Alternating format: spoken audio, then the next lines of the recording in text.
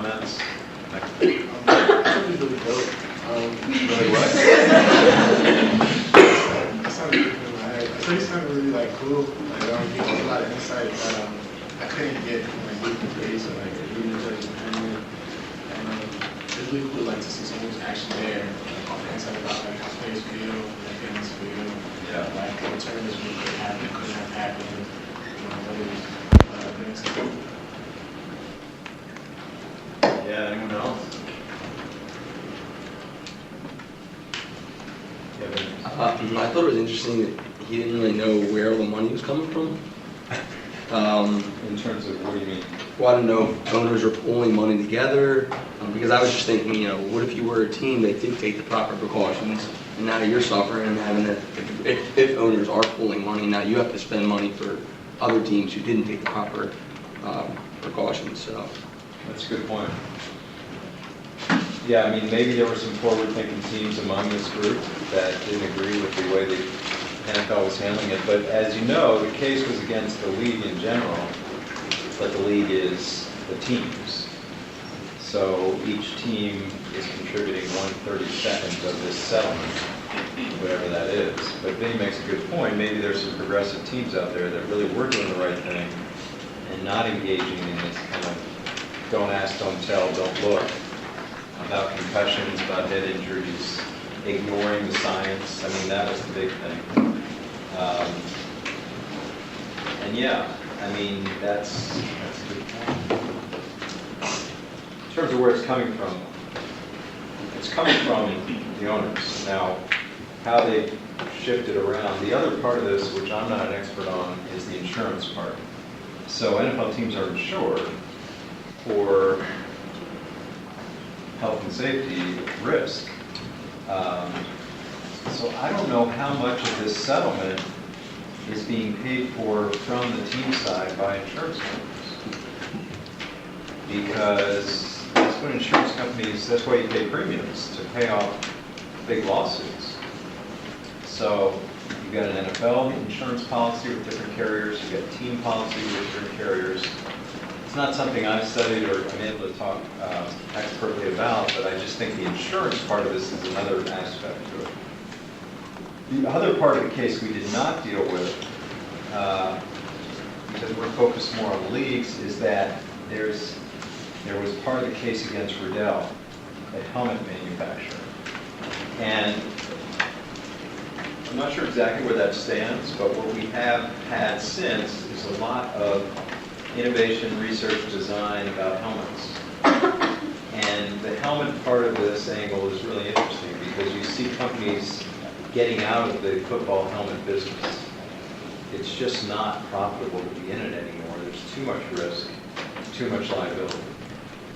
So I know the NFL has had these sort of Shark Tank innovation seminars, innovation ideas to get people involved in different health and safety research and design issues.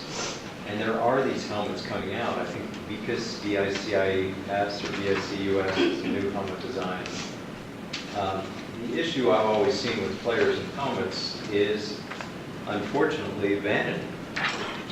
Where a lot of players have, in my day even, I would see players presented with these helmets that were big and more safe, but they look kind of clunky.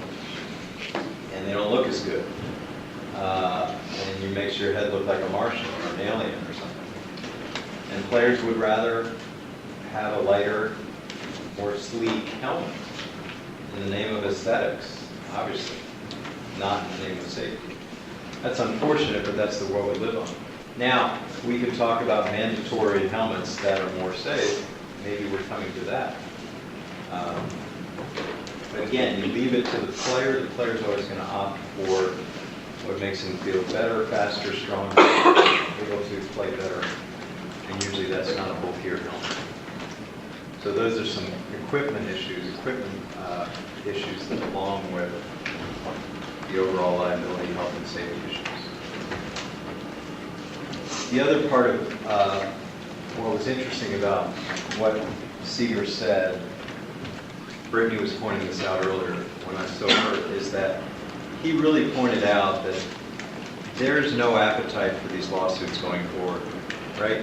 Because you come into a courtroom now, or in 5 years, 10 years, 20 years, 30 years, and you say, hey, back in 2015 to 20, I suffered these, injuries and I didn't know, and I was misled. Think about what the causes of action were that eventually settled out. Fraud, misrepresentation, concealment. Okay, those are all things where they said the NFL knew about science, the NFL didn't tell us the risk of concussion.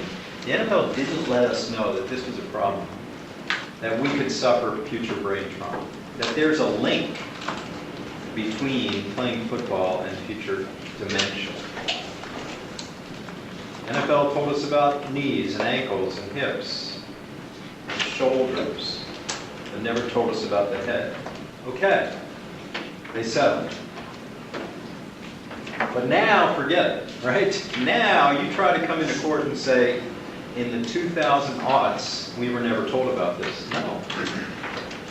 Because you can't shake a stick these days without hearing about concussions, without hearing about the risks that you have, without hearing about the latest person that's suffering. And there's a major suffering. But we know about it. We do, players do, coaches do, administrators do.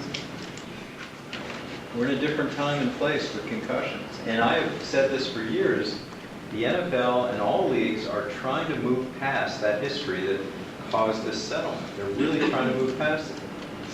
The movie Concussion, the documentary League of Denial, that's a bad look. And that was in the 1980s and 90s. And everything we've seen since is, okay, we're getting better. We had congressional hearings about 10 years ago. You know what the NFL is compared to? The tobacco industry. That you guys are ignoring the risks. That gets your attention when you're compared to the tobacco industry. So what have we seen since? We've seen stepped up rules enforcements. We've seen players thrown out of games. We've seen the rules in football completely different. We've seen off-season hitting off. We've seen in-season hitting reduced.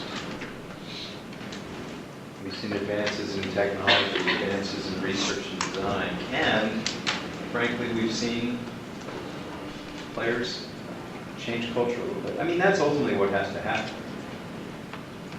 Because players are usually the last people to protect themselves, so we have to protect them. Only after I left running the Packers did I hear about all these players that they would intentionally flunk their baseline tests. This happens in high school, soccer, lacrosse, football. Because they know baseline test is where you are spatially before the season.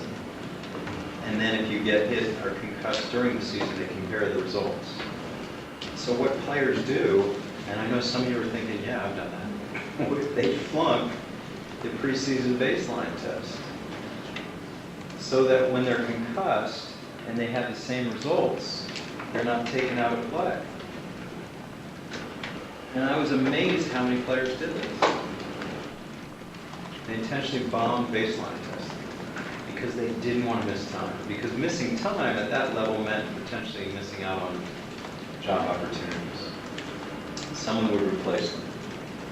That's the fear we all have. You know, in sports, you're going to get replaced.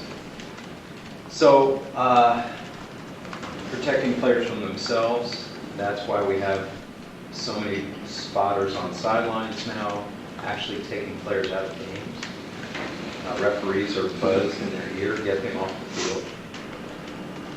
And that's a new era in sports. That never happened before. I think the real thing to look forward to in concussions in this world we live in is data. I just think that there's going to be so many advances in data, especially sensors. When people wear sensors around their head and are able to monitor the subconcussive impact, that's going to be important. Now, if it applies to the highest levels of sports, then we have the issue of, do you take players off the field? You know? Do want that as fans? Does it matter if we want it as fans? If we're in the third quarter of an important game and we see on the sensor monitor that Ben Roethlisberger has had a number of subconcussive hits, do we really want him removed from the field? It may get to a point where that's not an option. For him, for us, you have to. Imagine the uproar that fans would have. Again, I think all these rules are great. The question is, in the heat of the moment, in an important time, are these players going to be removed from the field? Happened with Cam Newton during the playoff game last year, obviously. No one wanted to see him removed from the field as a fan, but he shouldn't have been playing. These are all the things that you go through. The business of sports is so much a part of this as well.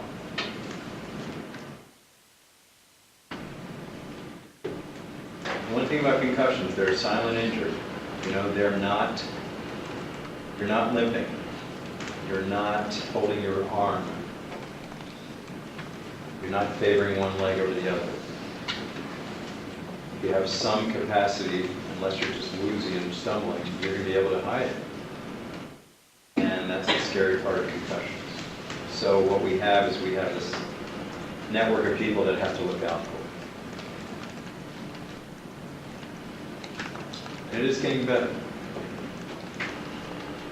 And I know a lot of you know this, and we have some female athletes in here. Women's sports have as many concussions as men. People don't realize that. And the number 2 sport behind football is women's soccer for concussive impact. And not enough attention is paid to that as well. So, where are we with head injuries? We're a lot better than we were. I think the one thing we look forward to is a day where the culture is completely changed, where there's no mentality just to play through. I don't know if we're going to get there soon, but I'm not talking about NFL. I'm talking about high school level players that want to just play. They just want to play. They don't want to be removed from play. And it's a driving influence on athletes. They just want to play. So, can they continue to do that? I don't know. Everyone looks to the NFL and the superstars. Are they taking themselves out of games? Okay, that's one way. But I keep getting back to it. Adults in the room have to protect players from themselves. And adults, who are the adults? They're the doctors, they're the coaches. We can't have coaches making these calls. It's got to be doctors. And then there are limited resources at a lot of levels to look out for these things. That's the problem. Trainers are not trained in this. They're they're spread out too thin with their responsibilities. Trainer population has to grow. Any questions about concussions, head safety? Okay, last point, a couple of things that he mentioned.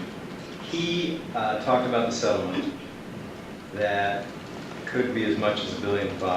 They've already paid out $400 million.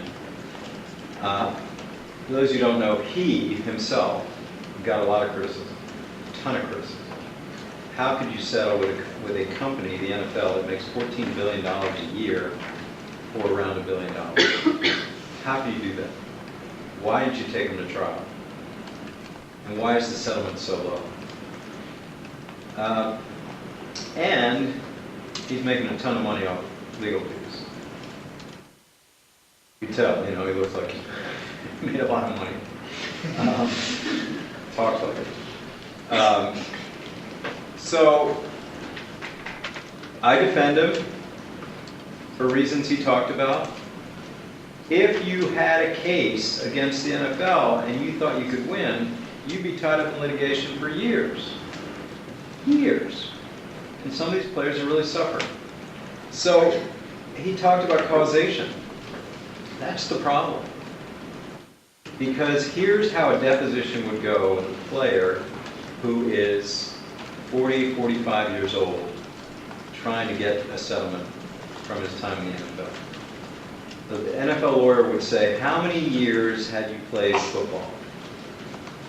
And he'll say, you know, from age 8 or 9 or 10 to age 30, 20 years. How many years of that in the NFL? 6, 7.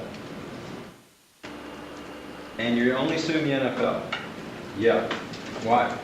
Well, I don't know. And what are your issues? I can't find my keys, dementia, fogginess, I forget things. Okay. What about your lifestyle? Lifestyle now, lifestyle then? Did you drink? Did you smoke? Did you womanize? Did you party? What did you do? That's how it would go. Because those can all be contributing factors. Have you ever had a bike accident? Have you ever had a car accident? Have you ever slipped on the ice? Have you ever fell? So those are tough.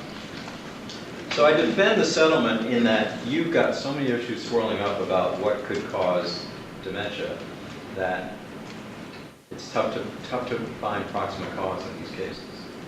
Some are easy, most are hard. A lot of these players play very little time in professional football and a lot of time in amateur football, whether it's high school, college, Pop Warner, junior high, whatever it is. So that's the causation issue. It's a really tough one. The other parties criticized for that he did address is this settlement covers Parkinson's, it covers Alzheimer's, it covers ALS, it covers dementia, depression, moodiness, but it doesn't cover CTE. And CTE is chronic traumatic encephalopathy, which is just a debilitating, awful disease of the brain where tau protein develops in your brain. It can have some traumatic results. Now, was it covered? No. He explained why, because you need a certifiable diagnosis that's only done upon death. They did allow it for those who died prior to the settlement, but he didn't want to encourage a suicide in order to get benefits. And think about how morbid that is. But I don't know. I mean, that is going to reoccur more, and we see that more in NFL brains, or even non-NFL players, football players who have the disease, even young players. And that's not compensable with the settlement. What is compensable are these other things that may be symptoms for CTE, like dementia, like depression. But CTE is not covered. So that is going to be more and more a criticism of this settlement. Now, you can always justify not putting it in because you don't have a diagnosis in a living person. But that will come. We know science. That will come. This settlement is for 65 years. We are going to have a diagnosis of CTE in a living person in the next, whatever, decade. We know that. And that's not going to be compensable. So, just leave you with that about the Any other questions? Anyone had serious head injuries? Still dealing with it? It takes a while. Okay. We're going to transition to a different part of the class. More historical legal, which is, I guess, more like a real law school class. We're going to talk about antitrust and some of the issues involved with players and teams and leagues involving the Sherman Act. Okay, I'm not an antitrust professor, but I think the antitrust issues that we're dealing with really boil down to the obvious ones: monopoly, restraint of trade. And the question we're going to be asking is, are these leagues restraining trade? Are these leagues monopolizing talent? Are these leagues violating the Sherman and Clayton Acts, which are the foundation of antitrust law? Antitrust is really about combining to monopolize trade. And we speak of antitrust in general, in the news, when we see a Disney-Fox merger, when we see an XM-Sirius merger, when we see AT&T, we see all these kind of mergers, and we see the FTC looking into antitrust violations. We really don't speak of it much in sports, but if you think about sports, what are the options if you want to play professional baseball, right? What are your options? Don't really have any. Okay. What are your options if you want to play professional football? Well, there may be some upstart young leagues starting up, but right now, you don't really have them. What are your options if you want to play professional basketball? Nothing in this country. Professional hockey? Not much in this country. So, looks like we got some monopolies. But we're going to find out how they've been treated and how they've been dealt with by courts, how they've been dealt with by the law. This is sports law on the antitrust code. And I've talked about, again, sports law is a combination of all these areas of law. Here's one, antitrust law. So we started with some historical cases about whether these sports are subject to antitrust. And the cases we're dealing with today primarily involve baseball. Baseball is the most historically rich sport, not only in lore, but also in law. And baseball is all about antitrust right now. Has been since its inception. And we're going to talk about baseball in a couple ways. One on the team league angle, and certainly on the player angle, because baseball has really given the model early on about the way to treat players, which is basically never give them any rights to leave their team and control their careers from the moment they become a professional player till the last second of their professional career. Baseball has been the slowest to change, but once they changed, the payoff has been tremendous. And baseball players make the most money of any athlete right now, collectively. So, we're going to talk about it and talk about baseball going way back into the early 1900s. So we start with a case. I just mentioned there were no options in baseball now, but there were back in the day. There was an upstart league called the Federal League. So let's talk about this case with Eric. Eric. Yeah, so the plaintiff was a baseball club, like I said, from the Federal League, from Maryland. And the plaintiff alleged that defendants, which were both the National and the American leagues, the president of both leagues, and the National Commissioner, conspired to monopolize the baseball business under the Sherman Act. And they said this, that the National American League destroyed the Federal League through buying up some of the clubs and inducing all the clubs, except the plaintiffs, to leave the league. Okay. So there was an upstart league, right? Yeah. And some of them got merged. You mentioned Baltimore. What were they called? Baltimore. It just said the baseball club from Maryland. Yeah. They weren't included in that merger. So they're upset. And they sued. So they sued because, hey, these leagues that we're trying to get into, they're monopoly. They bought out all the good teams from the Federal League. They left us out. And it was a monopoly, and it should be against antitrust law. Okay? So the question comes in front of the court,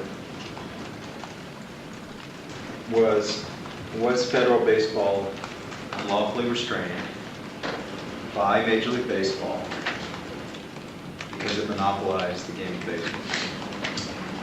Simple antitrust case goes in front of Judge Oliver Wendell Holmes, one of the great jurists of our history. And lower court ruled for the plaintiff. We get to the Court of Appeals.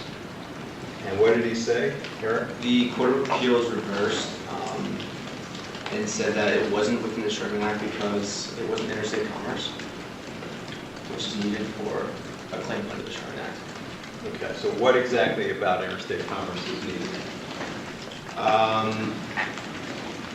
Well, Holmes acknowledged the fact that there was transportation and between states and whatnot, but he said that in order for it to be interstate commerce, the essential business had to be interstate commerce. And he said that baseball was purely a intrastate activity, so the character of the business wasn't interstate commerce. Okay. So what we have here is a judge, Oliver Wendell Holmes, saying, yeah, the requirement to be violative of antitrust law is for it to be part of interstate commerce, interstate commerce, go across state lines. Does baseball have interstate commerce? Yeah, there are teams in all different states. How do you get there? Interstate. Is it business? Well, you and I think it is, but this judge did not think it was. He thought that interstate commerce, well, that's just a mere incident to the games. This is a game. So he said interstate commerce merely incidental to the playing of baseball games. Here is what I've talked about before, and we're going to see it again and again. When it comes to sports, these judges go nuts. They literally go nuts because you and I and everyone reading this can see, of course, baseball is commerce. Playing games across state lines, making money. At that point, not the money of today, obviously, tiny money, but money. Yet you have a judge who's obviously a baseball fan who says, nah, they're just games. They're just games, and games can't be business. That's what was going on back in 1922. He's basically saying interstate commerce is merely incidental to the playing of games. So what is the playing of games? Well, according to him, it's not business, it's not commerce. It's not. So he basically said, not an antitrust violation because it's just games.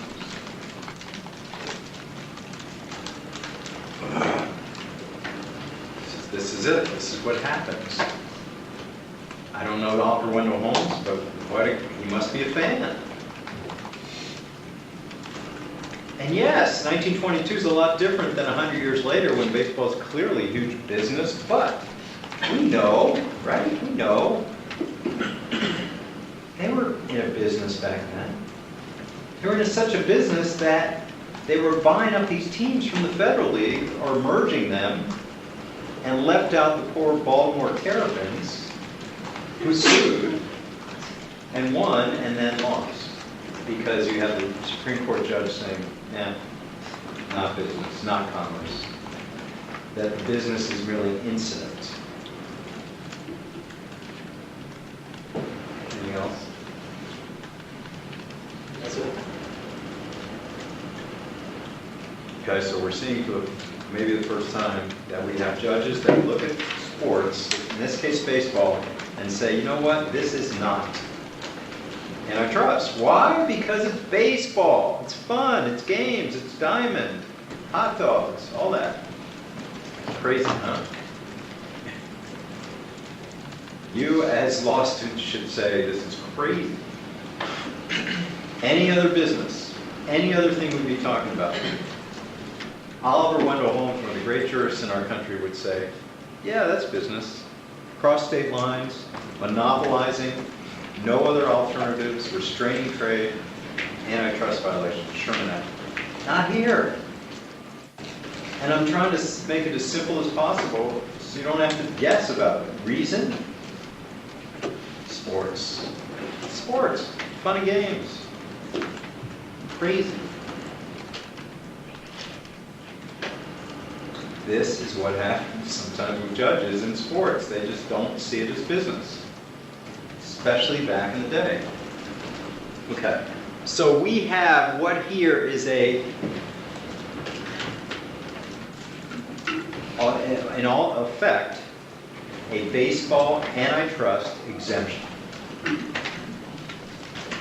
Created in 1922 in this federal baseball case, we have an antitrust exemption. That baseball is not a business, it's a sport. The interstate commerce aspect to it is mere incident. The Sherman Act does not apply. Okay? So you have the highest court in the land saying, oh my God, we're not going to rule an antitrust law. That is an antitrust exemption. So we have a baseball antitrust exemption created out of this case. And then we have a series of cases trying to overturn this.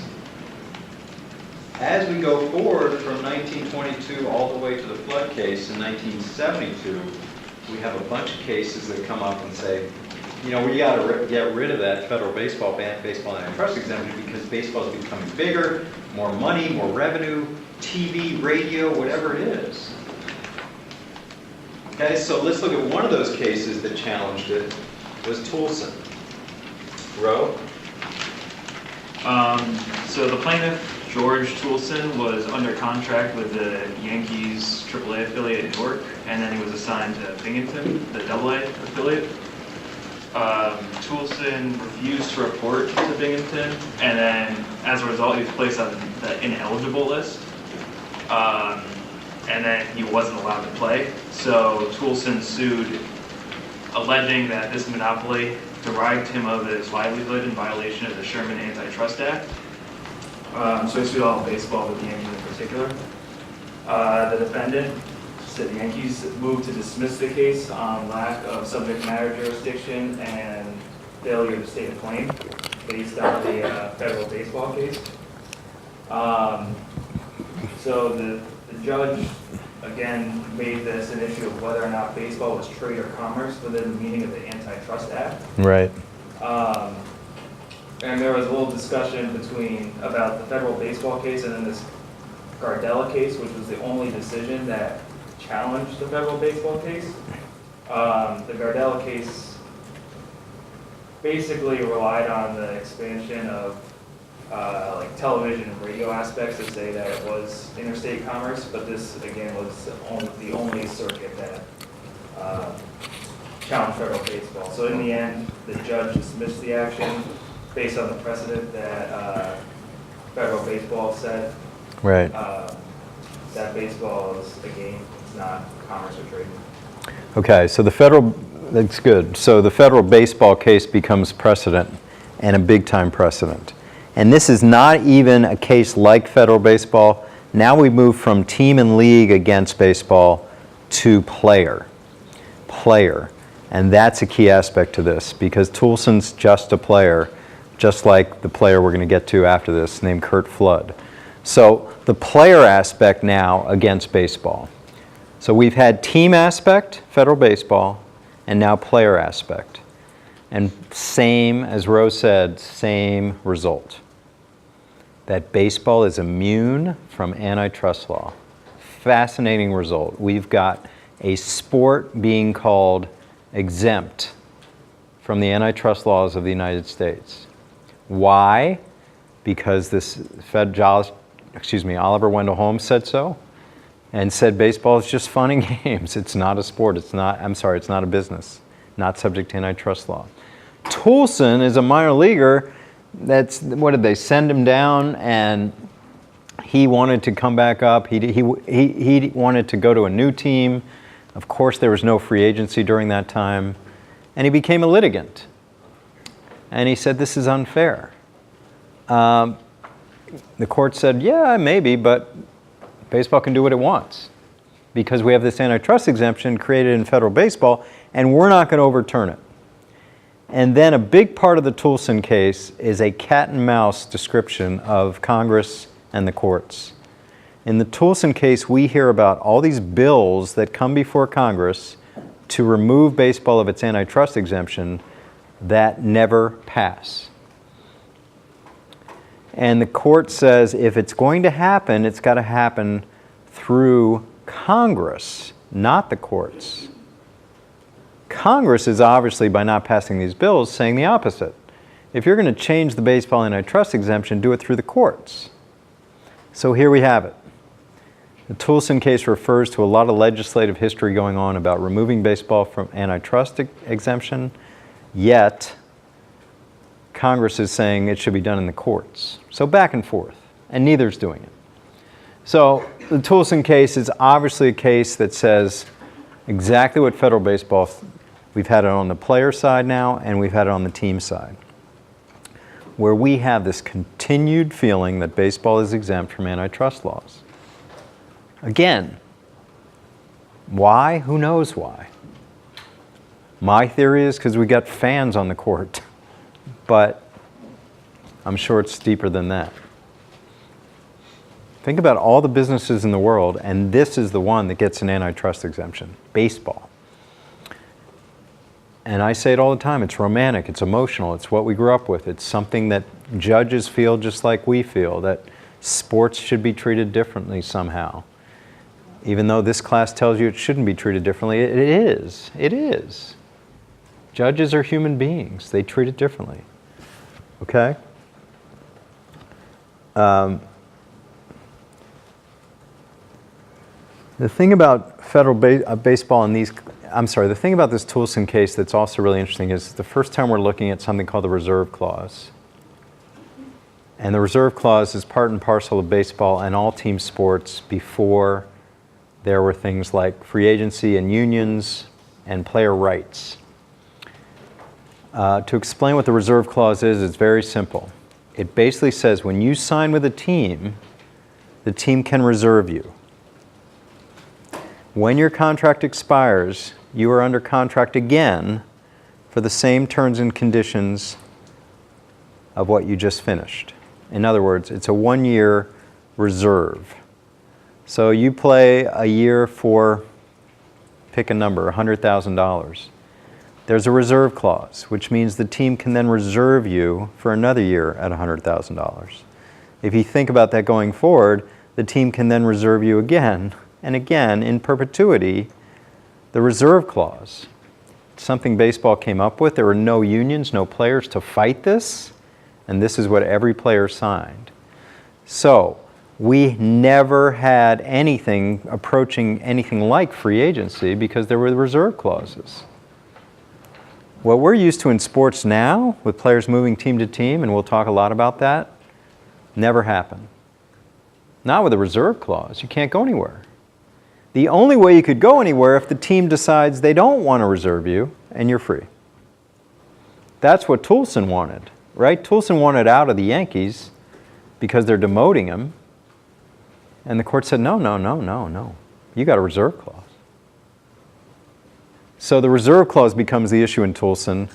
The lack of merger becomes the issue with federal baseball, but they're really the same result legally, that an antitrust exemption is preventing baseball from being held liable for anything, for really anything, right? Anything. A club issue, a team issue, a league issue, or a player issue. They hide behind this. Just Oliver Wendell Holmes created baseball exemption. That's where we are. Okay? Curt Flood, great baseball player who just decided he's going to challenge the system based on a trade to, of all places, Philadelphia. Didn't want to go to Philadelphia, whatever. Some people may agree with that.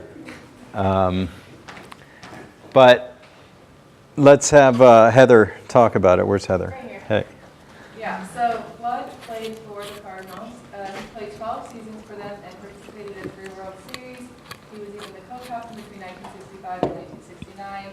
But then he was traded to the Phillies in October 1969. However, the Cardinals did not consult him before the trade, and management only informed him about the trade after it was finalized. So Flood complained to Kuhn, the commissioner of baseball, requesting that the league make him a free agent. Kuhn denied his request, relying on the baseball's reserve clause, which maintained a given team's right to a player even after that player's contract had expired. So Flood then filed an antitrust suit against Kuhn, the president of the 2 major leagues and the 24 major league clubs, and declined to play for the Phillies in 1970, despite the $100,000 salary offer. Flood alleged that the reserve system had violated the Sherman Act and antitrust laws of the states where defendant ball clubs conducted business. The trial court granted the defense's motion for summary judgment, relying on the Federal Baseball Club and Toolson, which had established a long-standing antitrust exemption for professional baseball clubs. and then the Court of Appeals, which affirmed. The Court of Appeals said that, well, first, in regards to the Sherman Act, they relied, like we said, on precedent and relied on one of their own cases, Celino versus American League, saying that the Supreme Court should retain the exclusive privilege of overruling its own decisions. So they basically said that the business of organized baseball was not subject to the Sherman Act because it did not constitute interstate commerce. Okay. But then they did say that it appears to be without question that today professional baseball is interstate commerce. So then they moved to the question of determining to what extent, if at all, the states are precluded from antitrust regulation of interstate commerce. They relied on Southern Pacific Code v. Arizona, and they looked at primarily the extraterritorial effect of antitrust regulation on the league.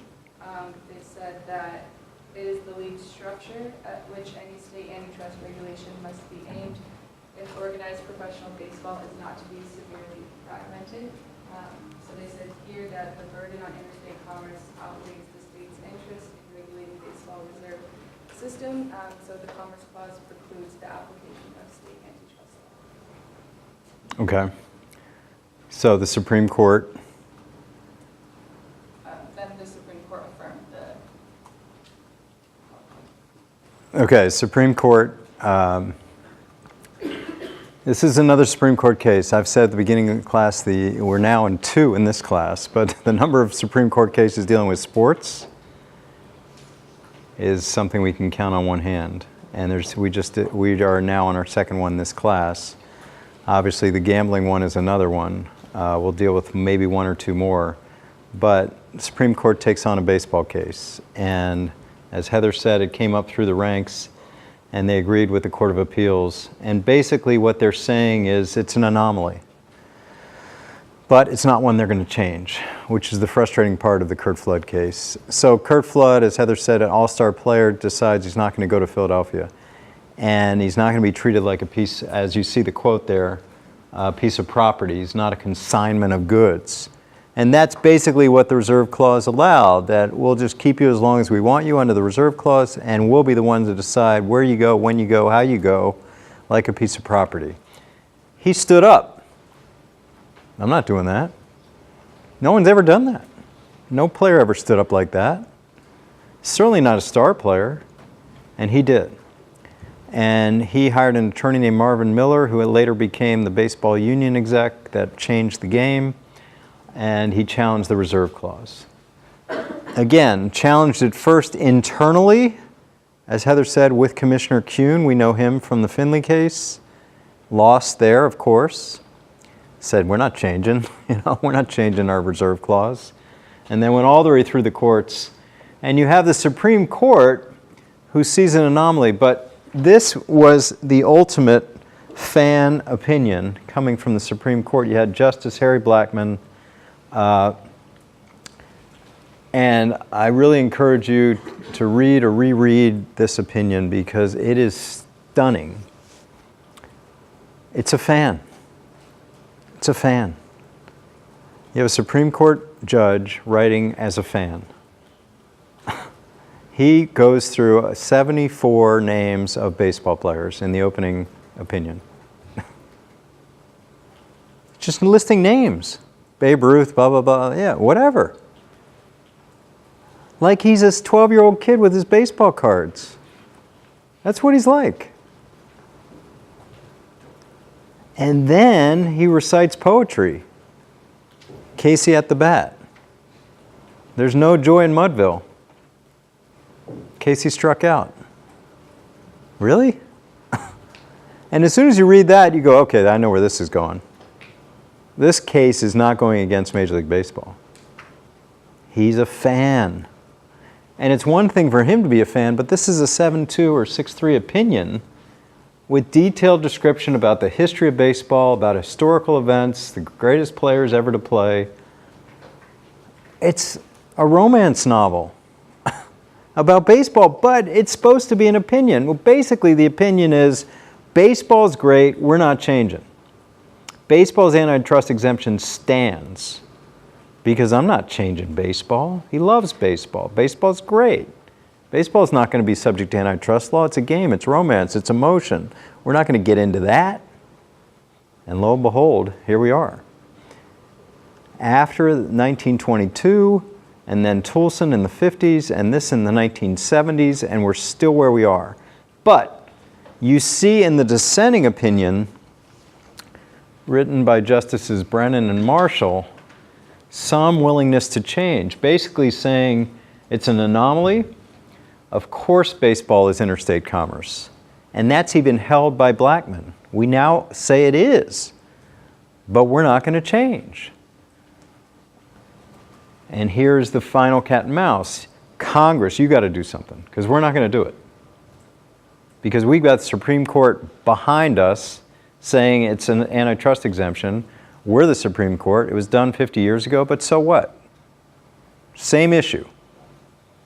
We're not going to subject baseball to antitrust. Why? Who knows why? It just seems like because it's a game. That's the way the case is written. Because it's fun and games and all these famous players and poems. So that's where we are. It was left to Congress. Like, if you're going to change the baseball antitrust exemption, even though it was created by the court, Justice Blackmun and even the dissenting opinion saying, okay, we got to get this done in Congress. We got to get this done in Congress. Okay, so Curt Flood sacrificed his career, becomes a litigant rather than a player, never played again, didn't want to go to Philadelphia, didn't want to take the contract, didn't want to be treated as a piece of property. We assume he would have kept playing if St. Louis didn't trade him. And I'll show you a little video about what happened to him, which is sad, but he is a name known for changing the game of the business and legal law of sports. You hear that and you say, but the case, he didn't win it. But he paved the way. He paved the way. He was the precursor to free agency in sports because they realized this reserve clause is never going to last. It's an antitrust violation. You can't reserve a player for life, for perpetuity. So that's where we are with Curt Flood. He loses the case, then goes on, lives kind of a tragic later in life, or dies young. And then we have Congress finally doing something about it.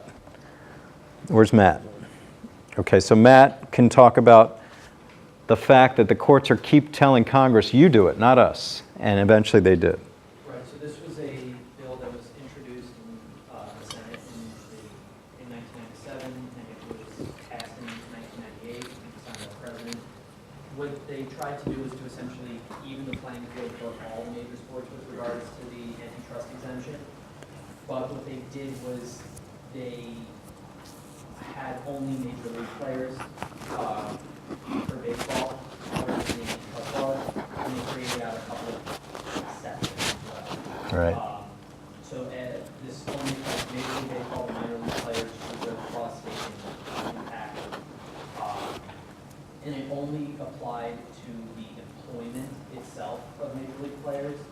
So anything that didn't directly have to do with the employment still fell under the major league agreement and commission power. Right. It's really an ode or a tribute to Curt Flood. It's actually named HR 21, which is Flood's Cardinals uniform number. You see the picture there. So posthumously, Flood had passed by then. And 20 years, something years after the Flood versus Kuhn case, we have an honoring of Curt Flood by an act. They finally got it done in Congress, which all these courts are saying, do it in Congress. They did it in Congress. Now, we'll get to the next case, an arbitration where free agency was basically established.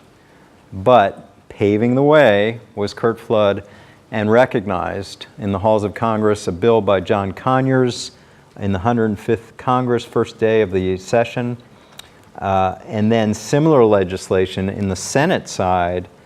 Senator Orrin Hatch introduced it the following year, basically the same thing. As Matt talked about, there's a distinction between major league and minor league players.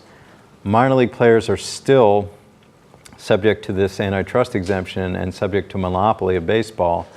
That's a whole nother subject, but they still are treated as reserved players.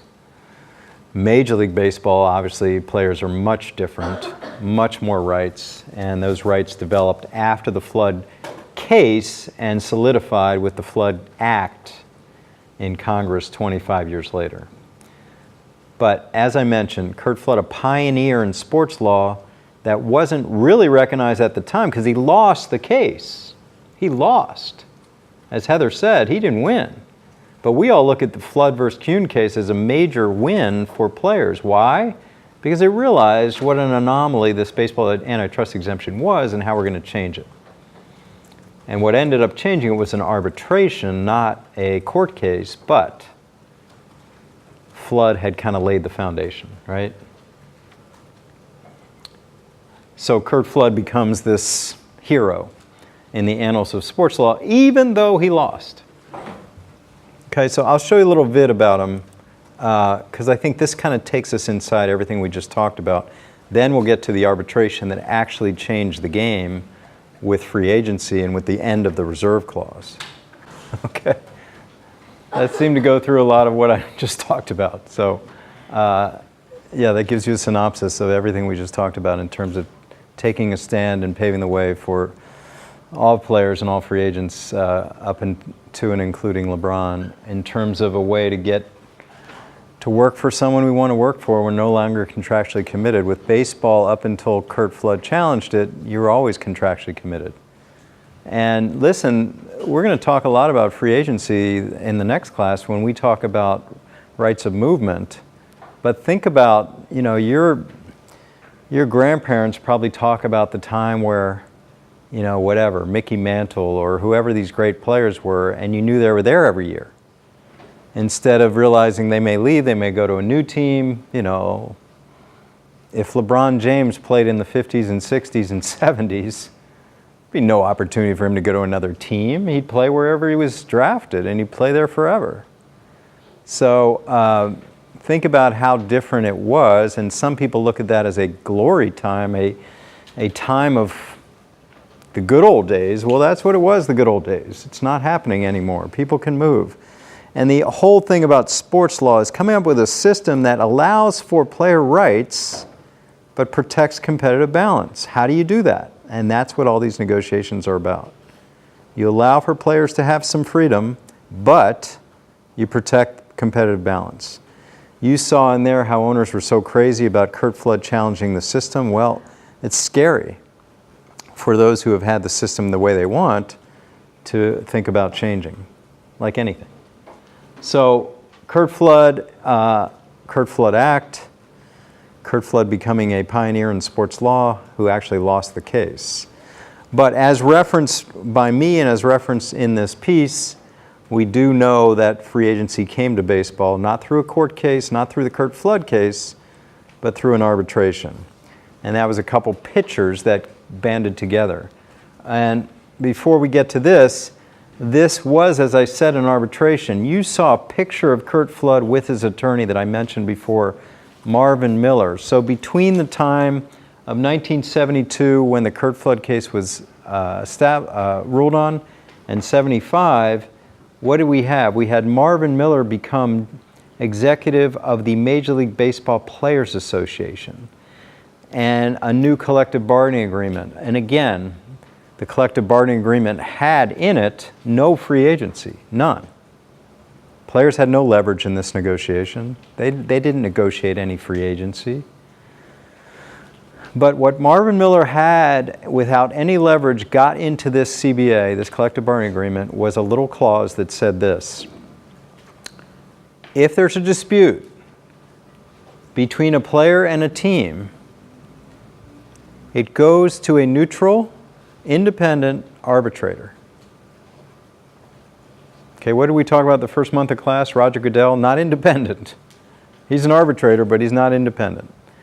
Baseball, with no leverage whatsoever, Marvin Miller was able to get a clause that said, If there's a dispute, we have a person or people who are independent, selected by both sides jointly to arbitrate, mediate these disputes. That turned out to be prescient for players. That turned out to be a major win for the players because now you didn't have management deciding it completely. You had a way to go through arbitration and get in front of an independent arbitrator. Now, we assumed independent would still mean like these judges, right? Like Justice Blackmun saying it's baseball, we're not going to change baseball. But these two pitchers got in front of an independent arbitrator. So let's hear about it from Grace. Hi. So the arbitration decision was pretty much about two pitchers.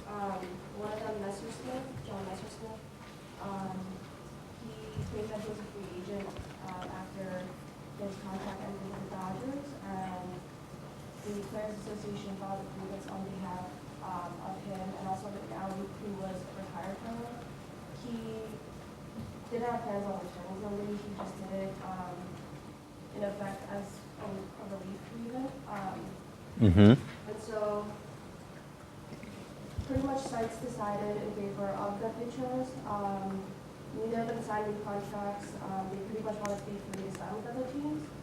And once these grievances were filed, sites essentially wrote his opinion, and he decided that the language in the reserve clause pretty much meant 1 year means 1 year. It doesn't mean perpetually how long the management or the owners want it.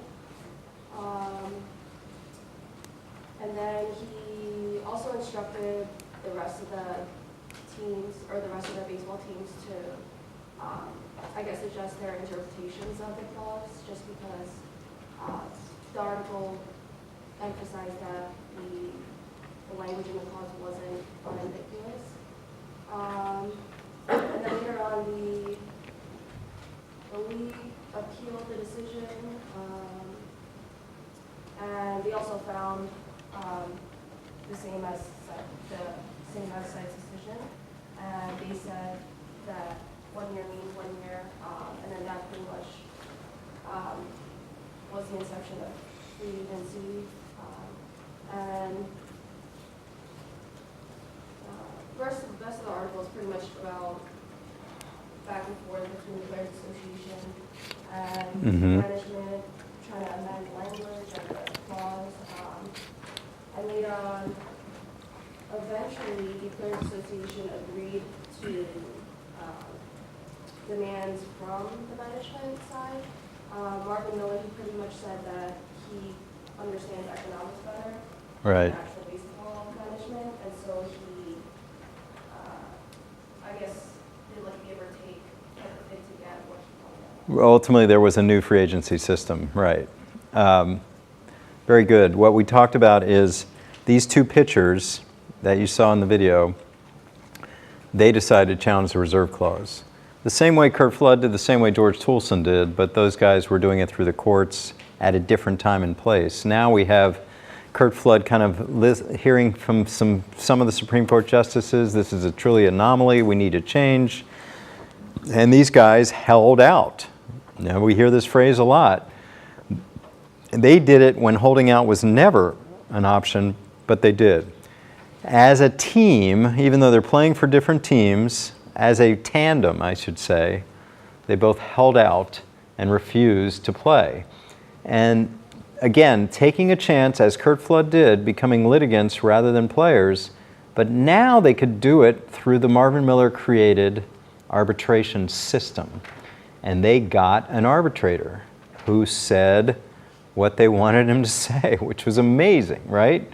So they go to the arbitrator, not through an unfriendly court system, but through an arbitration system. Again, stroke of genius by Marvin Miller. And they said these clauses are in perpetuity. You reserve, you reserve, you reserve year after year after year, and these clauses should be struck down. And lo and behold, the arbitrator agreed with them. And they created the guy named Peter Seitz, who was the arbitrator, as a lawyer, decided as a matter of contract law, the reserve clause could not be held into perpetuity, and they had to adjust their interpretations of the reserve clause to say that a reserve clause is for 1 year, like it's meant to be. You sign, for my previous example, $100,000, you are going to be reserved for $100,000. Once. Once. Not again. What happens after that? Whoa, no one really knows. According to Seitz, you're a free agent. You can sign with anyone. Massive win for the players. Now, what this led to was a new system of free agency, the beginnings of the system we have now, where a certain number of years you're under the club's control, then you go through salary arbitration, then you end up as a true free agent. But there were no rules when Seitz makes this opinion. What did the owners do upon this opinion? Within 10 minutes of reading it, they fired him. They fired him. This guy ruined baseball for them. Peter Seitz, fired. Now, but they appealed, as Grace said, and they also lost.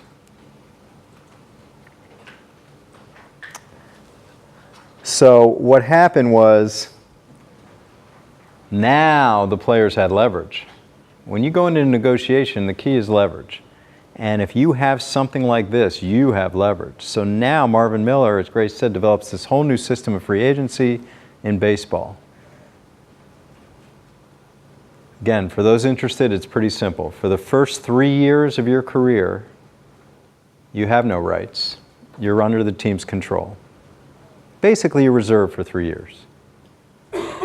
After years 3, 4, 5, you go into salary arbitration, where it's a process of you submitting a number, what you think you should make, the team submits a number, what they think you should make, maybe you settle. If you don't settle, it goes to an arbitrator. And the arbitrator can't split the baby. The arbitrator has to pick their number or your number. This is for years 3, 4, 5. After year 6, you're a total unrestricted free agent in baseball. And that's the pot of gold. That's where you get the Alex Rodriguez $250 million contracts. That's where you see those big numbers come in free agency. You don't see them before that. Now, if you want to buy out a player of future free agency, go to him early in his contract stream, he's going to have to obviously take a discount. You have a player like Mike Trout that has a huge contract of $140-something million, but if he ever got to free agency, that number would be 3 times that. But he only, in quotes, took $140 million because he still had a bunch of years left before he was going to be a true free agent. So Peter Seitz changed the game.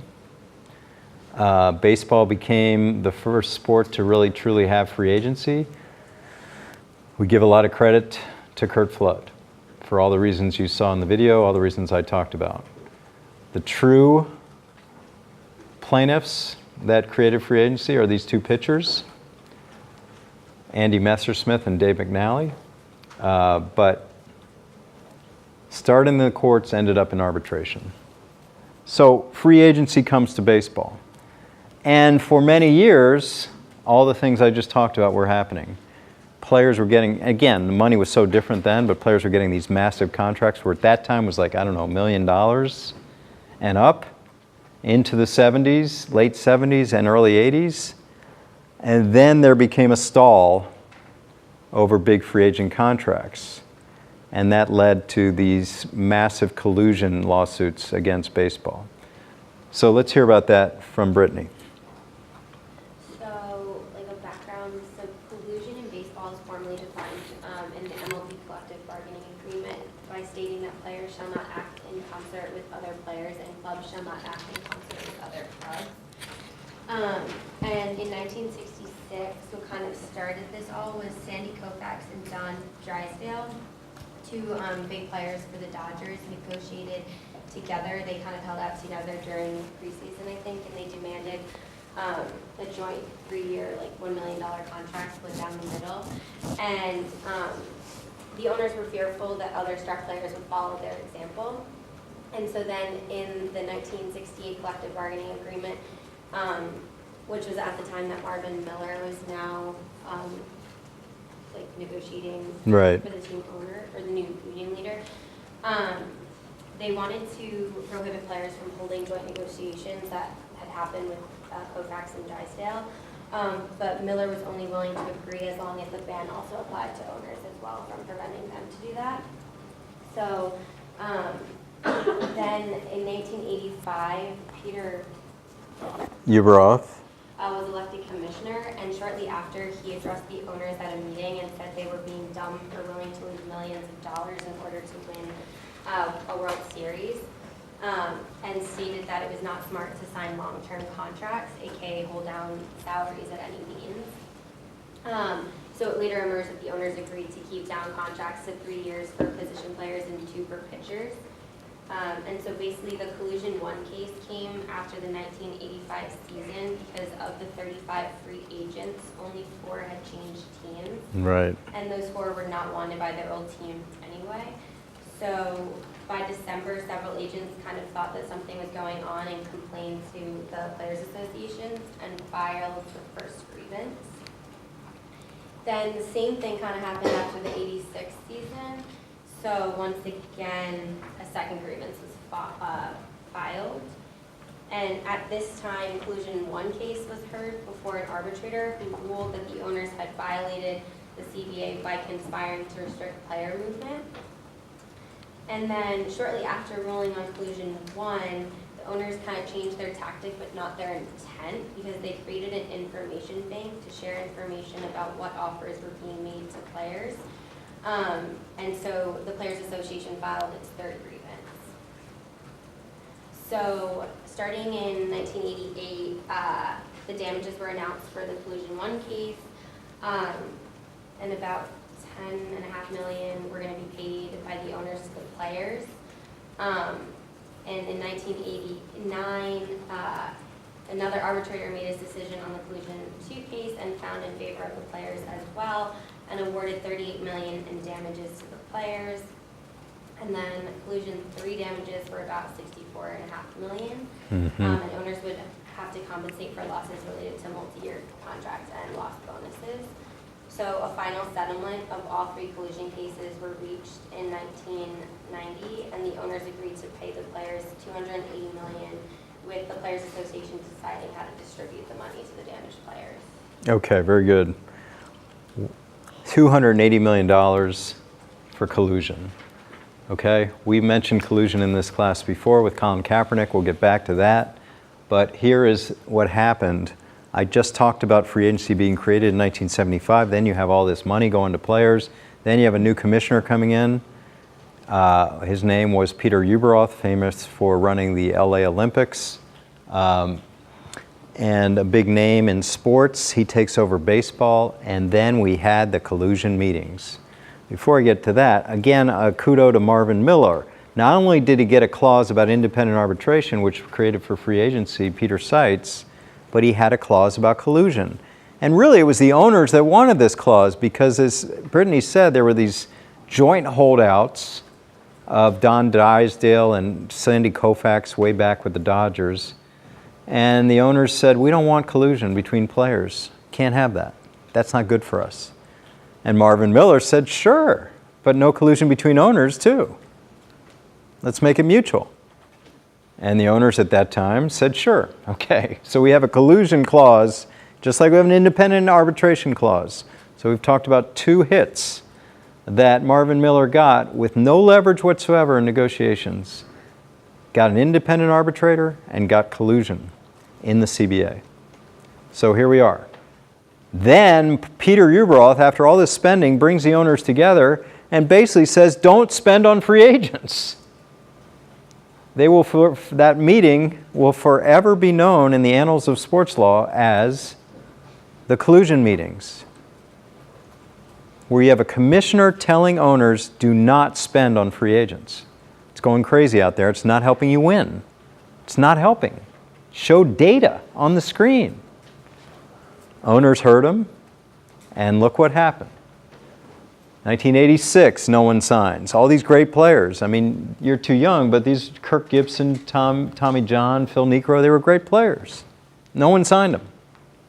As Brittany said, the only ones signed were the ones teams didn't want.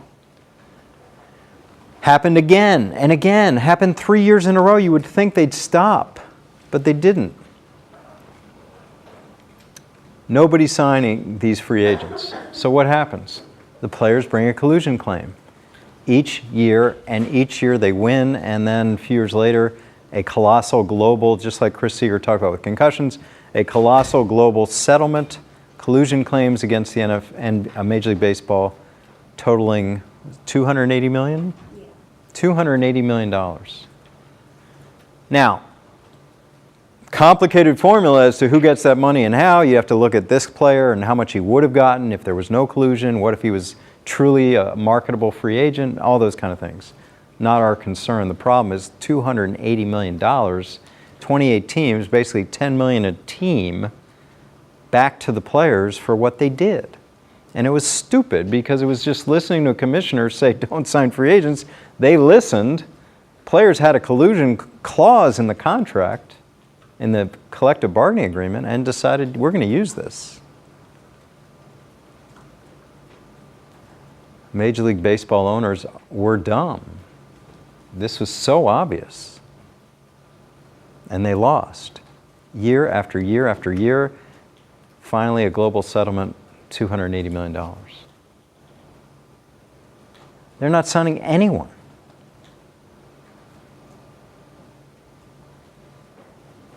Now, after this again, salaries went crazy. That's when we had the Alex Rodriguez contracts and all these huge baseball contracts. But something's happening again. If you're a baseball fan, the past couple of years, especially this past winter, not much activity. Not much activity for free agents in baseball. But there's no Peter Ueberroth telling owners not to spend. There's no smoking gun here.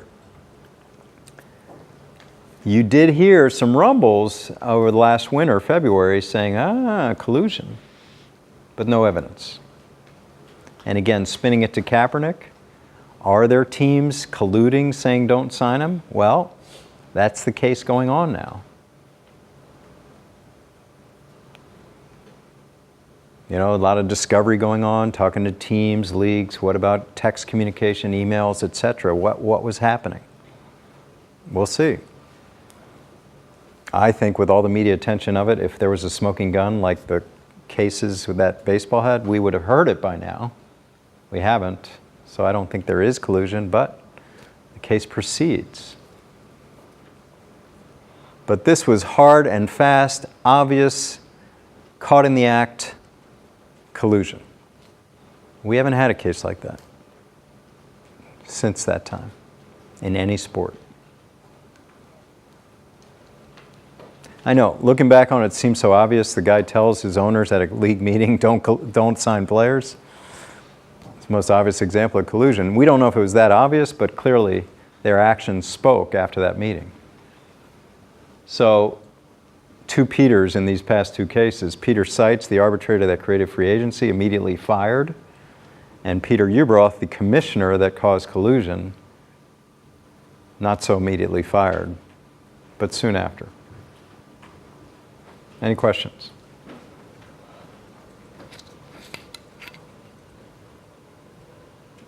Okay, we have just taken you from the early 1900s to the present with baseball. And you see the changes from a sport that had total antitrust exemption to a sport that was challenged and challenged and challenged, and finally the players broke them down through the efforts of Curt Flood. Now we have free agency, then free agency stalled, then the players got back at them in court and arbitration with collusion. So baseball players have been very, very active and antagonistic and been successful. All right, we'll continue this, look more at the sort of the labor side next time with collective bargaining and more football, hockey, basketball cases as well.